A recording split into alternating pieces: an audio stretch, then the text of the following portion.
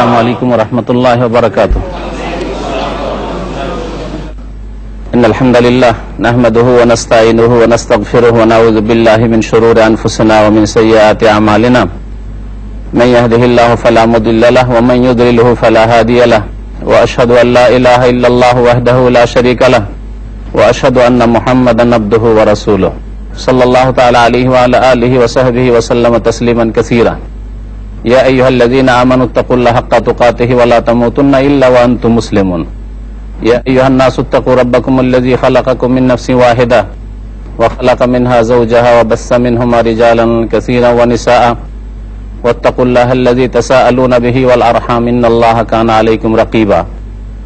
يا أيها الذين آمنوا اتقوا الله وقولوا قولا سديدا يصلح لكم أعمالكم ويغفر لكم ذنوبكم ومن يطع الله ورسوله فقد فاز فوزا عظيما. أما بعد فإن خير الحديث كتاب الله وخير الهدي هدي محمد صلى الله عليه وسلم وشر الأمور محدثاتها وكل محدثة بدعة وكل بدعة ضلالة وكل ضلالة في النار. أما بعد فأعوذ بالله من الشيطان الرجيم. بسم الله الرحمن الرحيم. الحمد لله رب العالمين الرحمن الرحيم مالك يوم الدين إياك نعبد وإياك نستعين اهدنا الصراط المستقيم صراط الذين أنعمت عليهم غير المغضوب عليهم ولا الضالين. সম্মানিত ভাতৃমণ্ডলী, আল্লাহ পাক রব্বুল আলামিনের সমস্ত প্রশংসা যে আল্লাহ পাক রব্বুল আলামিন আমাদের হিদায়াতের জন্য কোরআনুল কারীম নাযিল করেছেন, যার দ্বারা অসংখ্য মানুষকে আল্লাহ পাক সঠিক পথ দেখিয়েছেন। সালাত এবং সালাম নাযিল প্রিয় নবী মুহাম্মদ রাসূলুল্লাহ সাল্লাল্লাহু আলাইহি ওয়াসাল্লামের প্রতি, যার প্রতি আল্লাহ পাক রব্বুল আলামিন এই কোরআনুল কারীম দীর্ঘ 23 বছরে নাযিল করেছেন। আজকে আপনাদের সামনে তাফসীর করব সূরাতুল ফাতিহার। এই সূরা ফাতিহা যে সূরা কোরআনুল কারীমের প্রথম সূরা, যা দিয়ে আল্লাহ পাক রব্বুল আলামিন কোরআনুল কারীম কে শুরু করেছেন।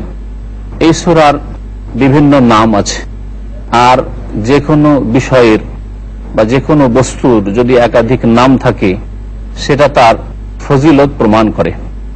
আল্লাহ পাক রব্বুল আলামিন এই সূরার বড়ই ফজিলত রেখেছেন, বড় শ্রেষ্ঠত্ব দান করেছেন।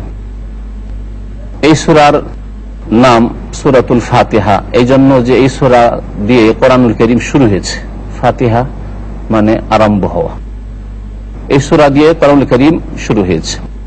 এই সূরার নাম আল্লাহ পাক রব্বুল আলামিন কোরআনে কারীমে আস-সাবউল মাসানি বলেছেন। সূরা হিজরে মহান আল্লাহ ইরশাদ করেছেন, ওয়ালাকাদ আতাইনাকা সাবআম মিনাল মাসানি ওয়াল কুরআনাল আযীম।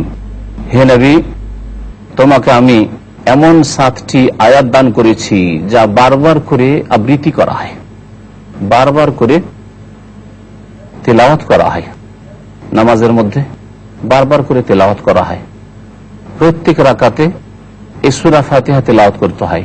এই জন্য এই সূরাকে আল্লাহ পাক মাসানি বলেছেন। আর যেহেতু এটা 7টি আয়াত রয়েছে, এই জন্য আস-সাবউল মাসানি বলেছেন। 7টি এমন আয়াত যেগুলিকে বারবার করে ফেরানো হয়। ওয়াল কুরআনাল আযীম, এবং তোমাকে মহান কোরআন দান করেছি। আল্লাহ পাক রব্বুল আলামিন এই সূরার আরেকটি নাম আল কুরআনুল আযীম বলেছেন। এই সূরার নামই হচ্ছে আল কুরআনুল আযীম। এই সূরার নাম হচ্ছে উম্মুল কিতাব, উম্মুল কোরআন।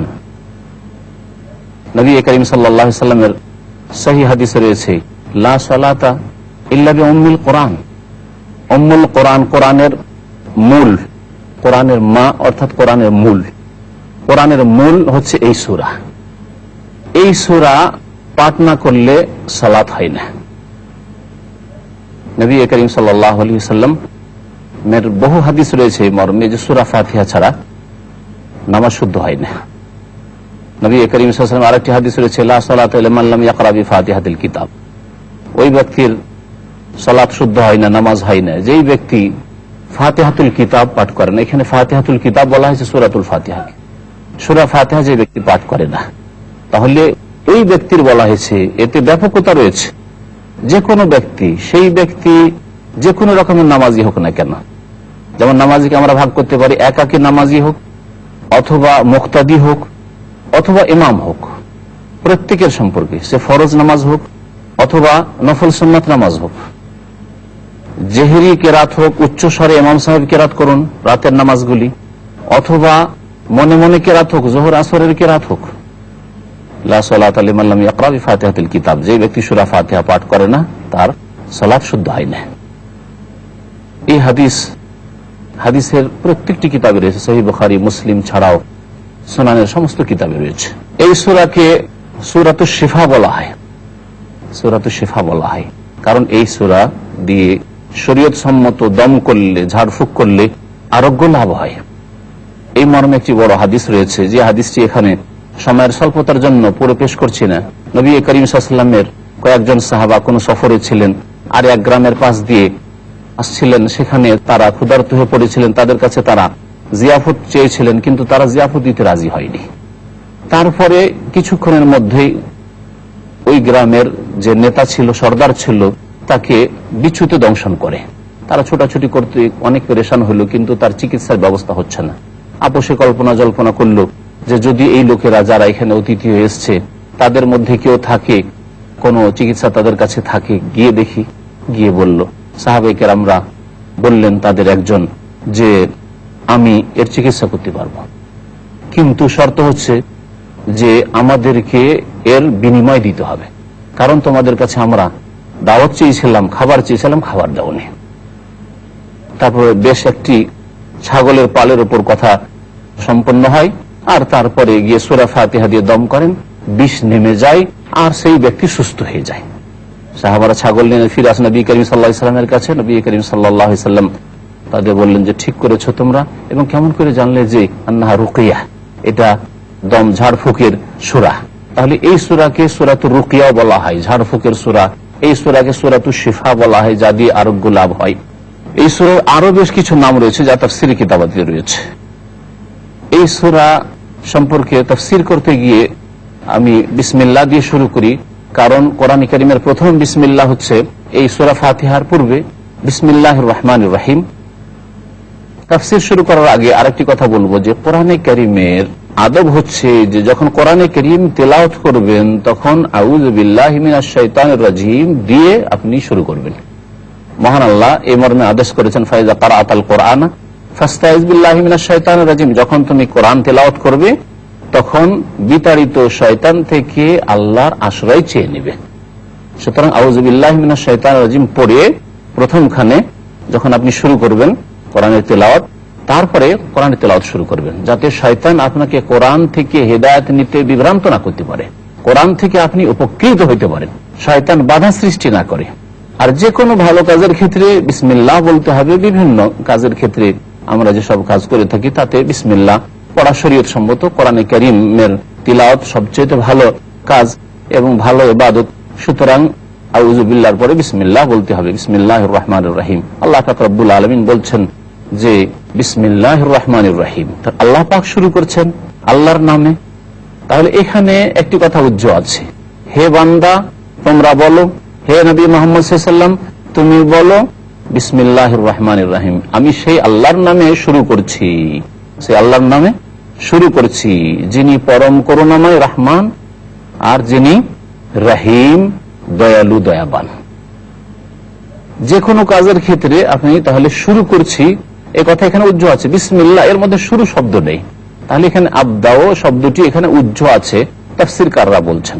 যে কোনো কাজের ক্ষেত্রে প্রযোজ্য। তাহলে অথবা যে কাজ আপনি শুরু করছেন সেই কাজের মতো একটি শব্দ এখানে, একটি ক্রিয়া এখানে উজ্জ্বল আপনাকে ধরে নিতে হবে। তাহলে আপনি যখন তিলাওয়াত শুরু করছেন তখন আপনি বলবেন আকরাউ বিসমিল্লাহির রহমানির রহিম, জানো আমি আল্লাহর নামে পাঠ শুরু করছি, তিলাওয়াত শুরু করছি, যিনি পরম করুণাময় আর অতি দয়াবান। তারপরে আল্লাহ পাক রব্বুল আলামিন বলছেন আলহামদুলিল্লাহি রাব্বিল আলামিন, সমস্ত প্রশংসা সেই আল্লাহর জন্য। আলহামদু, হামদ মানে প্রশংসা, আর তাতে আল লাগিয়ে দেওয়াতে এই সমস্ত অর্থ বহন করেছে, সমস্তর কোন আলাদা শব্দ এখানে নেই। আলহামদু মানে সমস্ত প্রশংসা, হামদ শুধু প্রশংসা, সমস্ত প্রশংসা ওই আল্লাহর জন্য। আল্লাহ শব্দটি আল্লাহ পাক রব্বুল আলামিনের সত্তাগত নাম, জাতি নাম, যে নাম কারো ক্ষেত্রে ব্যবহার করা, কারো নাম রাখা জায়েজ নয়। কাউকে আল্লাহ বলবেন, কারো নাম আল্লাহ রাখবেন চলবে না, হারাম। এবং আল্লাহ শব্দ এলাহ থেকে এর উৎপত্তি, আর এলাহ মানে হচ্ছে মাবুদ, ইলাহ মানে হচ্ছে মাবুদ, তাহলে আল্লাহ মানে হচ্ছে যিনি সত্য মাবুদ। কারণ বাতিল মাবুদ রয়েছে, মিথ্যে মাবুদ রয়েছে মানব সমাজে। সুতরাং আল্লাহ পাক রব্বুল আলামিনের সত্তা এমন মাবুদ যিনি বরহক। আল্লাহ কোরআনে কারীমে বলেছেন যালিকা বিআন্নাল্লাহ হুয়াল হক। কথা হচ্ছে যে আল্লাহ পাক রব্বুল আলামিন হচ্ছেন বরহক মাবুদ, সত্য মাবুদ। ওয়া আন্না মা ইয়াদউনা মিন দুনিহি আল বাতিল। আর আল্লাহকে বাদ দিয়ে যাদেরকে তারা ডেকে থাকে, যাদেরকে আহ্বান করে থাকে, যাদের কাছে দোয়া করে থাকে, তারা হচ্ছে বাতিল। আল্লাহ ছাড়া যদি কারো কাছে ফরিয়াদ করে, কারো কাছে সাহায্য কামনা করে, তারা বাতিল। তো আল্লাহ পাক রব্বুল আলামিন এটি নাম। আর তারপরে আল্লাহ পাক রব্বুল আলামিন বলেছেন রব্বিল আলামিন, যিনি বিশ্বজাহানের প্রতিপালক। রব আল্লাহ পাকের গুণবাচক নাম। রব মানে প্রতিপালক, অর্থাৎ এমন সত্তা যিনি ক্ষুদ্র থেকে বড় করেন, লালিত পালিত করেন, আর তারপরে শেষ পর্যন্ত পৌঁছিয়ে দেন। আর আলামিন হচ্ছে আলামের বহু বচন, তার মানে হচ্ছে বিশ্বজগৎ। আলাম বললে বিশ্বজগৎ হয়ে যায়। আলামিন আল্লাহ বলেছেন এই অর্থে যে প্রত্যেকটি সৃষ্টিকে আল্লাহ পাক এক একটি জগৎ বলে আখ্যায়িত করেছেন। তাহলে জিন একটি জগৎ, মানুষ একটি জগৎ, ফেরেশতা একটি জগৎ, পশু একটি জগৎ, পাখি একটি জগৎ। এইভাবে আল্লাহ পাক রব্বুল আলামিন বহু আলামিন সৃষ্টি রয়েছে। সমস্ত সৃষ্টি জগতের তিনি প্রতিপালক, আল্লাহ পাক লালন পালন করে থাকেন। আল্লাহ পাক রব্বুল আলামিন তারপরে বলছেন আর রহমানির রহিম, যে আল্লাহ পরম করুণাময়। রহমান, রহমানের মধ্যে অর্থে অত্যন্ত ব্যাপকতা আছে। রহমত থেকে এই আল্লাহ পাকের নাম, অর্থাৎ আল্লাহ পাক রব্বুল আলামিন দয়া করুণার আধার, পরম করুণাময়। সুতরাং এত বেশি তাতে অর্থের ব্যাপকতা আছে যে কোন সৃষ্টির জন্য, কোন মানুষের জন্য রহমান শব্দ প্রয়োগ করা জায়েজ নয়, কারো নাম রাখা রহমান জায়েজ নয়। সুতরাং আমাদের সমাজে কারো নাম আব্দুর রহমান থাকলে তাকে রহমান, মিস্টার রহমান বলে ডাকা, রহমান ভাই বলে ডাকা, এটা জায়েজ নয়, এটা গুনাহর কাজ, এটা কথার শিরক। আল্লাহ পাকের নাম অন্যকে দিয়ে দেওয়া হচ্ছে কথার শিরক, যদিও আপনি সে বিশ্বাস না রাখেন। এইরকম ইসলামিক আমাদের এই নাম ডাকা যে অভ্যাস রয়েছে, সেগুলি সংশোধনের প্রয়োজন রয়েছে। কারণ নাম আব্দুল খালিক থাকলে খালিক ভাই, যেন সৃষ্টিকর্তা তার ভাই। কারণ নাম যদি আব্দুর রাজ্জাক থাকে তাহলে রাজ্জাক ভাই, রিজিক দাতা তার ভাই, আল্লাহ যেন তার ভাই। অজ্ঞতা আমাদের সমাজে বিরাজ করছে, যার ফলে এসব অনইসলামিক কথা বলে থাকে।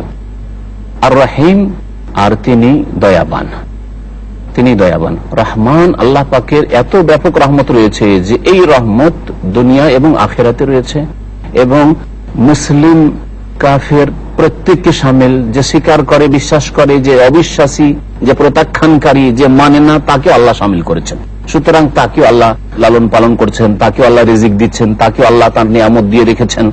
কিন্তু আখিরাতের নিয়ামত কি আল্লাহ পাক একমাত্র মুমিনের সাথে খাস করেছেন। মালিক ইয়াউমিদ্দিন, তারপর আল্লাহ পাক বলছেন যে যিনি প্রতিদান দিবসের মালিক। দিন মানে হচ্ছে প্রতিদান, দিন মানে একাধিক অর্থ হয়। দিন মানে আল্লাহ পাকের নাজিলকৃত দিন, ধর্ম, জীবন বিধান। ইন্নাদ-দীন ইনদাল্লাহিল ইসলাম, দিন, জীবন বিধান আল্লাহর নিকটে হচ্ছে ইসলাম। এটা দিনের অর্থে রয়েছে, জীবন বিধানের অর্থে রয়েছে। কিন্তু এখানে মালিক ইয়াউমিদ্দিন, দিন মানে হচ্ছে জাযা, প্রতিদান। মালিক ইয়াউমিদ্দিন, মালিক ইয়াউমিল জাযা, প্রতিদান দিবসের যিনি মালিক। আল্লাহ পাক রব্বুল আলামিন দুনিয়ারও মালিক, কিন্তু দুনিয়াতে যেহেতু বেশ কিছু শাসক রয়েছে, নেতা রয়েছে, রাজা রয়েছে, বাড়ির মালিক রয়েছে, দেশের মালিক রয়েছে, বিভিন্ন নেতৃত্বের মালিকানায় রয়েছে, যেগুলো দেখে অনেকে ধোঁকা খেতে পারে। সব ছোটখাটো মালিক রয়েছে, যদিও সবচাইতে বড় মালিক এবং সবকিছুর মালিক একমাত্র আল্লাহ পাক রব্বুল আলামিন। পক্ষান্তরে আখিরাতে পরকালে একমাত্র একক মালিক আল্লাহ রব্বুল আলামিন। সেই জন্য আল্লাহ পাক প্রতিদান দিবসের মালিক বলে নিজেকে এই সূরাতুল ফাতিহা আখ্যায়িত করেছেন। সামান্যতম কারো মালিকানা থাকবে না। আল্লাহ পাক রব্বুল আলামিন বিচার দিবসে জিজ্ঞাসা করবেন মানব জাতিকে, লিমানিল মুলকুল ইয়াউম, আজকে রাজত্ব কার হাতে, কে এখানকার মালিক? আল্লাহ পাক যখন কোনো সাড়া আসবে না কোনো মানুষের পক্ষ থেকে, কারণ কেউ মালিক নেই সেখানে, সেখানে আমিরও সেখানে গোলাম হয়ে হাজির হয়েছে। আল্লাহ পাক বলবেন লিল্লাহিল ওয়াহিদিল কাহার, যিনি একক এবং যিনি সর্বজয়ী, একমাত্র তিনি মালিক, আর কোন মালিক এখানে নেই। মহান আল্লাহ আরো একটি আয়াতে ইরশাদ করেছেন, ইয়াউমা লা তামলিকু নাফসুন লিনাফসিন শাইআ, সেই দিনকে স্মরণ করো, পরকালকে স্মরণ করো, বিচার দিবসকে স্মরণ করো। লা তামলিকু নাফসুন লিনাফসিন শাইআ, কোন ব্যক্তি কোনো কিছুর মালিক হতে পারবে না সেই দিন। ওয়াল আমরু ইয়াউমাইযিন লিল্লাহ, সেই দিন সমস্ত বিষয়ের মালিক একমাত্র আল্লাহ পাক রব্বুল আলামিন হবেন। ইয়াকা না'বুদু ওয়া ইয়াকা নাস্তাইন, তারপর আয়াতে আল্লাহ বলছেন যে হে বান্দা তুমি বলো ইয়াকা না'বুদু, একমাত্র আল্লাহ তোমারই ইবাদত করি, একমাত্র তোমারই ইবাদত করি। না'বুদু কা মানে তোমার ইবাদত করি, আর ইয়াকা যে আগে নিয়ে আসা হয়েছে তারপরে না'বুদু বলা হয়েছে, ইয়াকা না'বুদু এতে আরো বেশি খাস করে দেওয়া হয়েছে আল্লাহ পাকের সাথে, অর্থাৎ হে আল্লাহ একমাত্র তোমার ইবাদত করি আর কারো ইবাদত করি না। এর নাম হচ্ছে তাওহীদ, এর নাম হচ্ছে আল্লাহর একত্ব, এর নাম হচ্ছে ঈমান। ইবাদত মানে এই নয় যে আল্লাহর জন্য সালাত আদায় করলাম, নামাজ পড়লাম, আল্লাহকে সিজদা করলাম, আরো কোথাও সিজদা ঠুকিয়ে দিলাম, এর নাম ইবাদত নাই, এর নাম শিরক।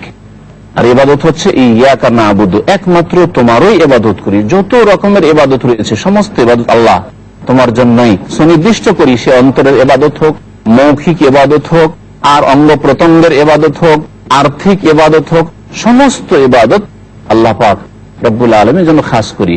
মহান আল্লাহ আরো একটি আয়াতে ইরশাদ করেছেন, কুল ইন্না সালাতি, হে নবী বলো, ইন্না সালাতি নিশ্চয় আমার সালাত, আমার নামাজ, অনুসুখী আমার কুরবানি ইবাদত বন্দেগী, ওয়া মাহিয়া আমার পুরো জীবন, ওয়া মামাতি আমার মরণ, লিল্লাহ সেই আল্লাহর জন্য, রব্বুল আলামিন যিনি বিশ্বজাহানের প্রতিপালক। ইয়াকা না'বুদু, একমাত্র তোমারই ইবাদত করি, ওয়া ইয়াকা নাস্তাইন, এবং একমাত্র তোমার কাছেই সাহায্য কামনা করি। সূরা ফাতিহাতে 7টি আয়াত রয়েছে, তার 3.5 আয়াতে, প্রথম 3.5 আয়াতে আল্লাহ পাক রব্বুল আলামিনের গুণগান, প্রশংসা, মহিমা এবং তার গুণবাচক নাম এসব উল্লেখ করা হয়েছে। আলহামদুলিল্লাহ রাব্বিল আলামিন যখন বান্দা বলল, তখন আল্লাহ বলেন হামিদানি আব্দি, আমার বান্দা আমার প্রশংসা করল। যখন বলে আর রহমানুর রাহিম, তখন বলে যে আমার আসনা আলাইয়া আব্দি, আমার বান্দা আমার গুণগান করল। যখন বলে মালিক ইয়াউমিদ্দিন, তখন আল্লাহ বলেন মজ্জাদানি আব্দি, আমার বড়ত্ব, আমার মহিমা ঘোষণা করলো আমার বান্দা। আর ইয়াকা না'বুদু ইবাদতের অঙ্গীকার করলো, ওয়া ইয়াকা নাস্তাইন থেকে শুরু করে হাযালি আব্দি, এটা আমার বান্দার জন্য। এখন আমার বান্দা নিজের জন্য দোয়া করছে, আমার কাছে চাইছে, ওয়া ইয়াকা নাস্তাইন, হে আল্লাহ একমাত্র তোমার কাছে সাহায্য কামনা করি। আমরা যদি এই সূরা ফাতিহার এই অংশটুকুর উপর আমল করতাম, তাহলে মুসলিম জাতিতে শিরকের কোনো গন্ধ পাওয়া যেত না। কিন্তু আমরা কোরআন থেকে, কোরআনী জীবন থেকে অনেক দূরে সরে গেছি। ওয়া ইয়াকা নাস্তাইন অঙ্গীকার করছেন 5 ওয়াক্ত নামাজের প্রত্যেক রাকাতে। আর কি করে আপনি আল্লাহকে বাদ দিয়ে কাউকে সিজদা করছেন, কারো কাছে রোগের আরোগ্য চাইছেন, কারো কাছে সন্তান চাইছেন, কারো কাছে মনের কামনা বাসনা পূরণ করা চাইছেন? তার মানে কোরআন আমাদের মুসলিম সমাজের লোকেরা বুঝে না, আর যদি কেউ অর্থ বুঝে তাহলে তারা বাস্তবায়ন করে না, তাওহীদকে বাদ দিয়ে শিরকে ডুবে গেছে। এই জন্য আল্লাহ পাকের আযাব তাদের উপর আপতিত হয়েছে। আল্লাহ পাক নিরাপত্তা ছিনিয়ে নিয়েছেন। আল্লাযীনা আমানু ওয়া লাম ইয়ালবিসু ঈমানাহুম বিযুলমিন উলাইকা লাহুমুল আমনু ওয়া হুম মুহতাদুন। আল্লাহ পাক বলছেন যারা ঈমান নিয়ে আসবে এবং ঈমানের সাথে জুলমের অর্থাৎ শিরকের সংমিশ্রণ করবে না, তাদের জন্য নিরাপত্তা রয়েছে। নিরাপত্তা কোথায়? আজকে নিরাপত্তাহীনতা এই জন্য, শান্তি বিরাজ করছেন এই জন্যই যে আমরা শিরকে ডুবে গেছি। অধিকাংশ মুসলিমও শিরকে ডুবে গেছে। ওয়া ইয়াকা নাস্তাইন, নবী করিম সাল্লাল্লাহু আলাইহি সাল্লাম এক সাহাবীকে বলছেন, ইজা সাআলতা ফাসআলিল্লাহ, সহিহ মুসলিমের হাদিস, যখন তুমি কিছু চাইবে একমাত্র আল্লাহর কাছে চাইবে। ওয়া ইজা ইসতাআনতা, আর যখন তুমি সাহায্য কামনা করবে, ফাস্তাইন বিল্লাহ, একমাত্র আল্লাহর কাছে সাহায্য কামনা করবে। তারপরে বলছেন ইহদিনাস সিরাতাল মুস্তাকিম, হে বান্দা বলো ইহদিনাস সিরাতাল মুস্তাকিম, দেখাও আমাদেরকে সহজ সরল পথ। সহজ সরল পথ হচ্ছে ইসলামের পথ। এই পথ ছাড়া আল্লাহ আর কোনো পথ রাখেননি। আল্লাহ বলছেন ইসলাম ছাড়া অন্য কোন জীবন বিধানকে যদি সম্মান করে আর বলে যে সেটা দিয়ে আল্লাহ সন্তুষ্টিতে আসবো আর সেখান পর্যন্ত পৌঁছিব, ফালা ইউকবাল, কখনো আল্লাহ কবুল করবেন না। এই জন্য প্রত্যেক মানুষের জন্য আবশ্যক যে ইসলামকে জীবন বিধান রূপে গ্রহণ করবে এবং তা বাস্তবায়ন করবে, তাহলে মুক্তি রয়েছে তাতে। ওয়া ফিল আখিরাতি মিনাল খাসিরিন, আর না হলে পরকালে ক্ষতিগ্রস্তদের দলে শামিল হবে। আল্লাহ পাক বলছেন যে সহজ সরল পথ কোনটি পথ, তার কিছু লক্ষণ রয়েছে। সেটা হচ্ছে সিরাতাল্লাযীনা আনআমতা আলাইহিম, ওই সব লোকদের রাস্তা যাদেরকে হে আল্লাহ তুমি পুরস্কৃত করেছো। আল্লাহ পাক পুরস্কৃত যাদেরকে করেছেন তাদের পথ হচ্ছে সিরাতে মুস্তাকিম। পক্ষান্তরে ডানে একটি ভুল পথ আছে আর বাম দিকে একটি ভুল পথ আছে। আল্লাহ পাক এই দুই পথ সম্পর্কে সতর্ক করছেন, গায়রিল মাগদুবি আলাইহিম ওয়ালাদ-দাল্লিন।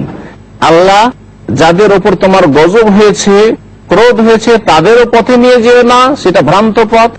ওয়ালাদ-দাল্লিন, আর যারা রাস্তা হারিয়ে ফেলেছে, পথভ্রষ্ট হয়েছে, তাদেরও পথে নিয়ে যেও না। আল্লাহ দুই পথ থেকে সতর্ক করেছেন।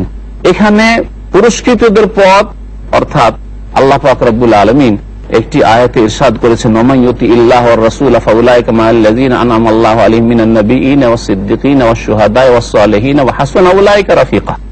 আল্লাহ সূরা নিসাতে ইরশাদ করেছেন যে যেই ব্যক্তি আল্লাহর আনুগত্য করবে, রাসূলের আনুগত্য করবে, সেই ব্যক্তি পুরস্কৃতদের সাথে থাকবে, আনআমাল্লাহু আলাইহিমদের সাথে থাকবে। পুরস্কৃত তারা কে? তাদের প্রথম সারির হচ্ছে নবীগণ, সিদ্দিক অতি সত্যবাদীগণ, তারপরে সোহাদা শহীদগণ, এবং সোহাদার আরেকটি তাফসীর হচ্ছে ওলামায়ে হক, ওলামায়ে কেরামগণ। কারণ আল্লাহ পাকের ওয়াহদানিয়তের একত্বের তারা সাক্ষী দিয়ে থাকে, যেমন আরেকটি আয়াত দ্বারা প্রমাণিত হয়। আর তারপর ওয়াসসালিহিন, সৎ কর্মশীল। আল্লাহ পাক এদেরকে পুরস্কৃত বলেছেন। আর যাদের উপর আল্লাহ পাকের ক্রোধ হয়েছে, ওই সব লোকেরা যাদেরকে এর তাফসীর সম্পর্কে একমত সাহাবায়ে কেরামগণ, তারা হচ্ছে ইহুদিরা, এবং তাদের গুণ হচ্ছে খারাপ গুণ, যে তারা জানতো, জানা সত্ত্বেও সত্যকে অস্বীকার করেছে। সুতরাং এইরকমই ইহুদি চরিত্র হচ্ছে ওই সব লোকদের যারা পড়াশোনা মানুষ, মাদ্রাসায় শিক্ষা লাভ করেছে, তারপরে শিরক বিদআতের পৃষ্ঠপোষকতা করে। শিক্ষিত মানুষ তারপরে জানার পরে সত্যকে অস্বীকার করে, কিয়ামত পর্যন্ত যারা করবে তারা হচ্ছে আল্লাহ পাকের গজব প্রাপ্ত। আর দাল্লিন বলা হয়েছে খ্রিস্টানদেরকে, নাসারাদেরকে, যারা অজ্ঞতায় তারা শিক্ষা লাভ করতেন, অজ্ঞতায় তারা ইসলাম থেকে, সত্য দিন আল্লাহ পাকের ওয়াহদানিয়ত থেকে বিভ্রান্ত হয়েছে। সূরা ফাতিহার শেষে আমিন বলতে হয়, কারণ এই সূরা ফাতিহা হচ্ছে দুয়ার সূরা। সুতরাং দুয়ার শেষে আমিন বলতে হয়। আর আমিন হচ্ছে ইসমে ফেল বলা হয় আরবি গ্রামারে, অর্থাৎ এমন একটি ইসম যেটা অর্থ বহন করে, ক্রিয়ার অর্থ বহন করে, আমরের আদেশ সূচক, অর্থাৎ ইস্তাজিব, আল্লাহ কবুল করো। আল্লাহ পাক রব্বুল আলামিন এই সূরায় আরো বহু কথাই রেখেছেন, যা সময়ের স্বল্পতার জন্য